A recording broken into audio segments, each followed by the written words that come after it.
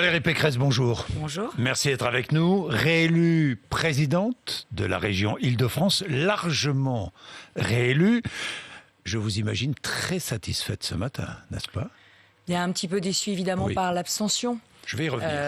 Un petit peu déçu par l'abstention qui montre quand même qu'une bonne partie de nos concitoyens n'ont pas compris à quel point les régions étaient utiles et à quel point ce scrutin était important. Mais c'est vrai que la victoire a été belle parce que finalement nous nous sommes battus en Île-de-France contre 3 fronts. L'extrême droite, d'abord, que nous avons fait baisser dès le premier tour par notre fermeté et puis par notre implication dans les territoires ruraux. La République en marche, puisque le gouvernement avait décidé de nous envoyer pas moins de 5 ministres contre nous. Et puis, l'extrême gauche, avec lequel le Parti socialiste avait choisi de s'allier contre de toute attente et contre lequel nous avons réussi à faire un rempart avec des républicains qui sont venus des 2 rives. Et d'ailleurs, cette victoire, à cause de cela, elle m'engage. Elle m'engage à diriger la région, avec mes convictions bien sûr, mais sans aucun sectarisme, parce que finalement, des Franciliens qui peut-être ne partagent pas toutes mes opinions, se sont rassemblés derrière moi pour faire barrage à cette extrême gauche qui a perdu sa boussole républicaine. Elle vous engage, et j'ai relevé hier vos propos. Une équipe de France de la droite et du centre a émergé dans les régions. C'est bien cela? Absolument. Une équipe de France a émergé dans les régions. De la droite et du centre. Un peu de la gauche aussi. Absolument. Alors, un peu de la gauche aussi, parce que j'ai vu les soutiens. Il y a certains soutiens qui sont venus de la gauche.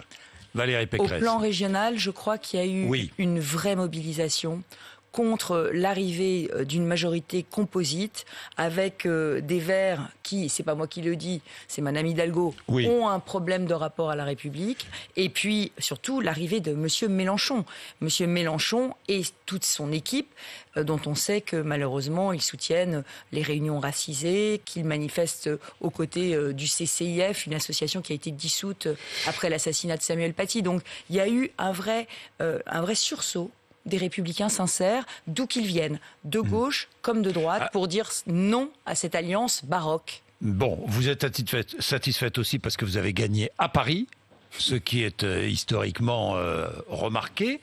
Mais Valérie Pécresse, vous venez de dire « cette élection m'engage ». Elle vous engage à quoi? À bien diriger la région. Elle vous engage à diriger cette région sans esprit sectaire.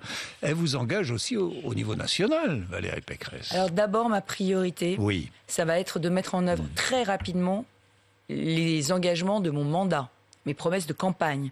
Pourquoi? Parce que c'est la clé d'un mandat réussi. Maintenant, j'en suis à mon 2e mandat, j'ai un peu d'expérience. Il faut faire très vite, tout de suite, lancer tout de suite un nouvel élan.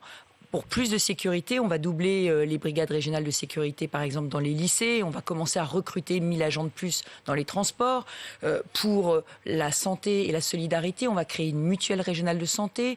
On va mettre les repas de cantine à 50 centimes pour les familles les plus défavorisées. Et puis pour l'écologie concrète, puisque là aussi c'est une satisfaction, grâce à nos résultats en matière écologique, je crois que nous avons réussi à montrer que l'écologie n'était pas le monopole d'un camp ou d'un clan, et que surtout, il y avait une autre écologie que l'écologie punitive. Donc nous allons, dès le mois de juillet, proposer une prime pour remplacer les véhicules polluants en Île-de-France, puisque vous savez que maintenant, il y a une zone de faible émission qui a été mise en place, jusqu'à 6 000 € en fonction des revenus des familles. Jusqu'à 6 000 € pour remplacer un véhicule trop polluant. Trop polluant pour tous ceux qui habitent ou qui travaillent dans la zone de faible émission qui a été mise en place au 1er juin par la mairie de Paris, métropole. Les fameuses ZFE. Grand Paris, oui. Bon, Valérie Pécresse, cette élection vous engage, vous l'avez dit.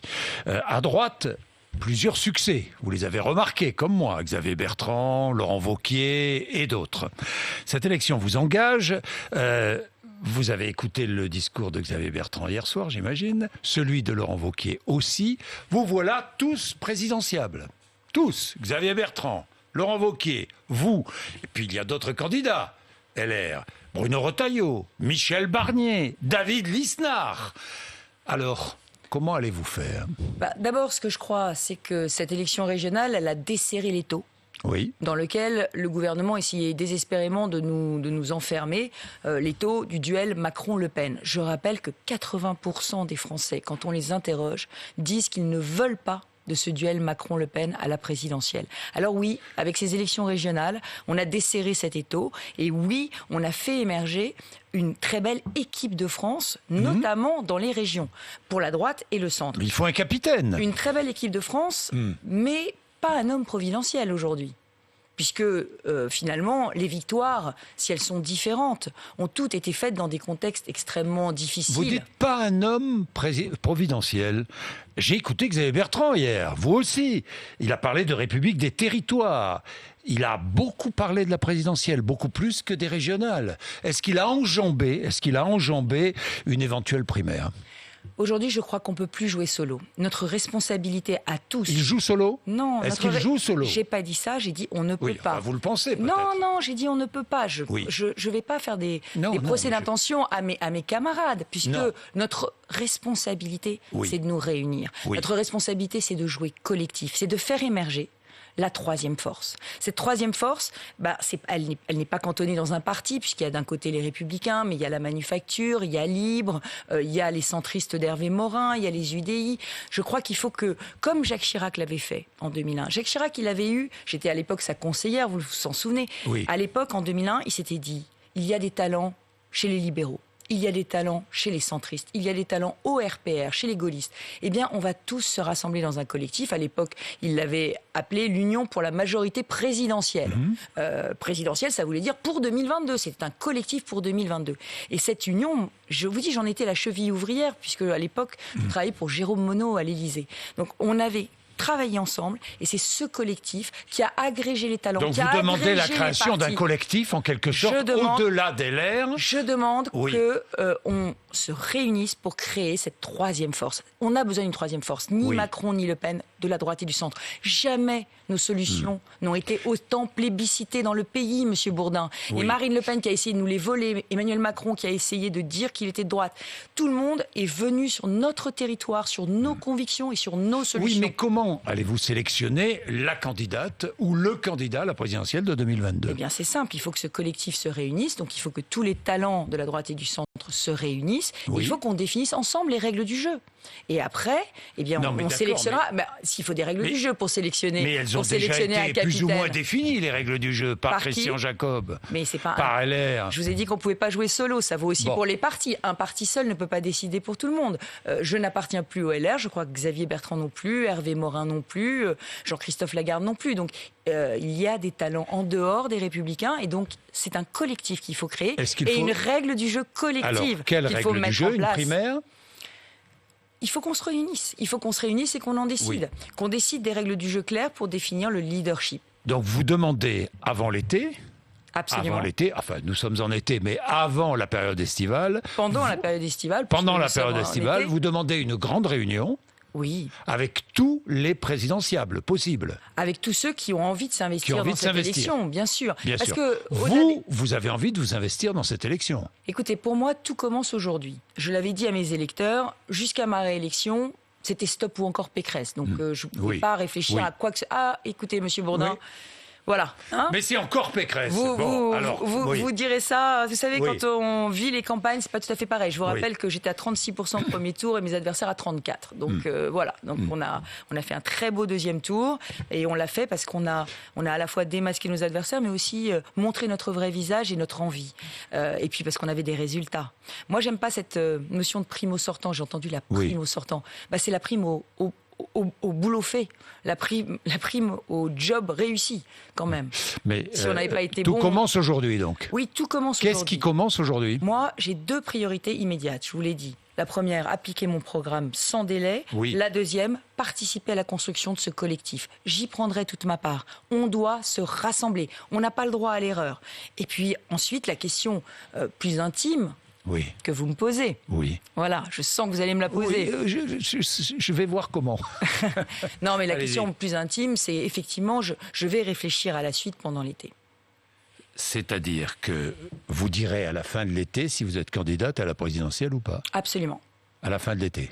Je vais y réfléchir pendant l'été. Mais je vais consulter, je vais réfléchir et je vais consulter. Je vais voir. Consulter qui et réfléchir à quoi ? D'abord, j'ai des convictions à défendre. et des idées à défendre, et une sensibilité à défendre. Parce que ma sensibilité de présidente de l'Île-de-France n'est pas tout à fait la même que celle d'un certain nombre de mes camarades sur la question du choc de l'autorité, parce que je suis dans la région la plus criminogène de France, la question du plan banlieue, parce que je le réclame à corps et à cri depuis des années, et qu'il n'y aura pas d'intégration réussie.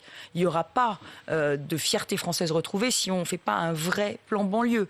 La question de l'écologie, qui à droite est un impensé. L'écologie est un impensé à droite. Nous avons défini un corpus idéologique de l'écologie positive avec Yann Verling, avec un certain nombre d'écologistes qui m'ont rejoint pour cette élection. Donc, oui, j'ai un certain nombre de valeurs à défendre. L'égalité femmes-hommes en fait évidemment partie. Alors justement, une femme présidente de la République, est-ce que la France est prête ?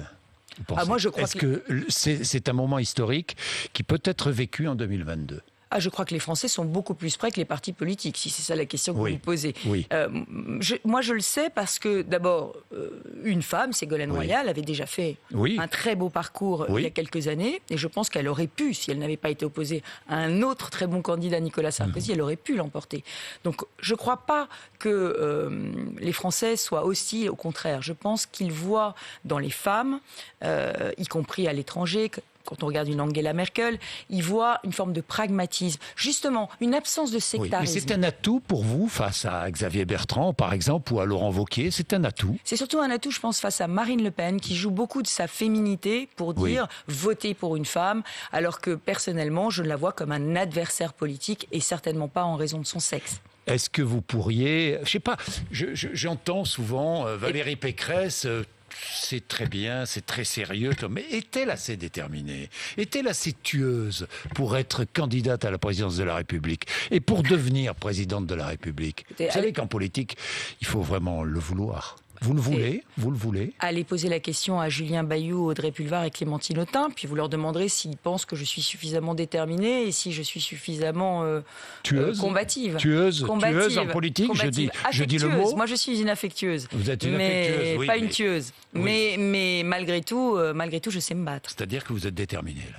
En tout cas, je suis déterminée à ce qu'on incarne cette troisième force. On ne peut pas avoir les idées de la droite qui sont majoritaires dans le pays, un besoin de choc d'autorité dans le pays qui est massif, un besoin de remettre le pays à plat, mais aussi un État en quasi-faillite avec 200 milliards de dettes, et se dire qu'on va continuer comme ça.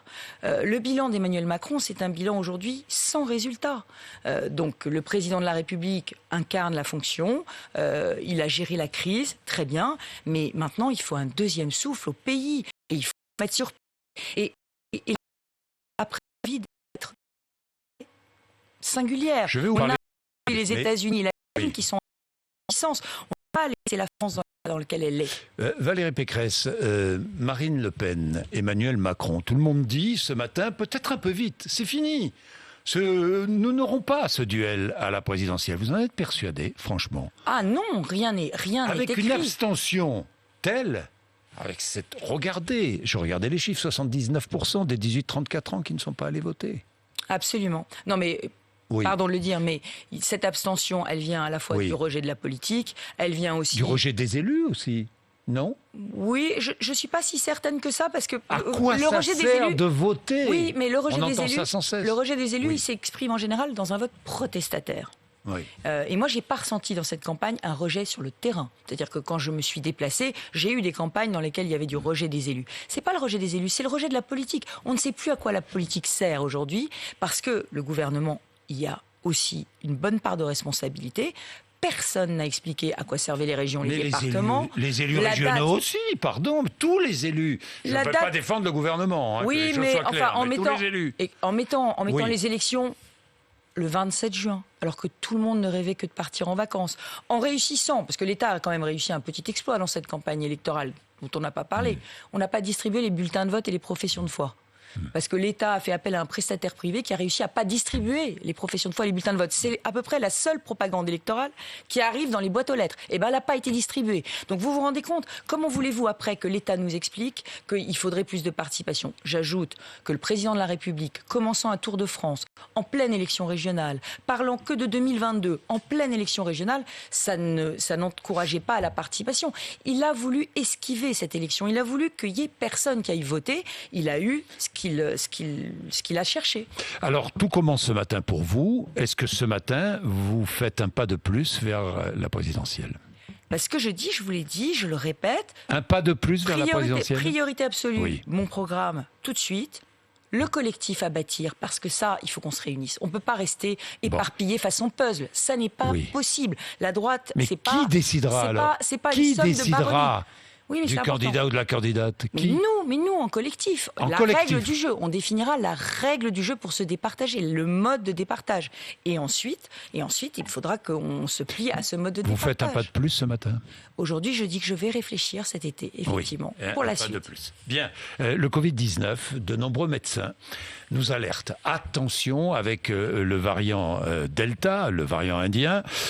Seule la vaccination 2 doses protège à 96% selon les dernières données britanniques. Alors, que faire, Valérie Pécresse ? Si l'on veut maîtriser cette nouvelle menace, faut-il rendre la vaccination obligatoire ? Je ne sais pas, moi, pour le personnel soignant ou le personnel qui est au contact avec le public. Moi, je veux éviter la vaccination obligatoire. Oui. Mais ce que je vois, c'est que... Je vais vous répondre, Monsieur Bourdin. Oui. Ce que je vois, c'est qu'il y a vraiment une fracture sociale autour de la vaccination.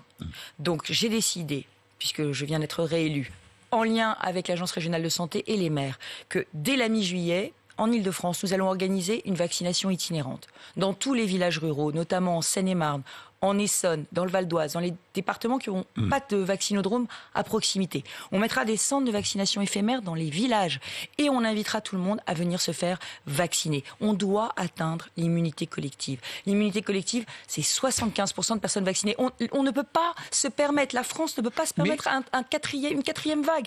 Et moi, je le dis en dramatisant l'enjeu. Oui, mais vous aurez beau vous installer dans des villages ou dans des communes, sur des places, et certains Français ne viendront pas. Certains Français ne viendront pas, mais 75% des Français, c'est atteignable. Et je leur dis, ne ratez pas la deuxième dose. La première dose ne protège pas. Il faut faire la deuxième dose. Aujourd'hui, le délai a été très allongé. C'est entre 25 et 49 jours. Les vaccins sont là.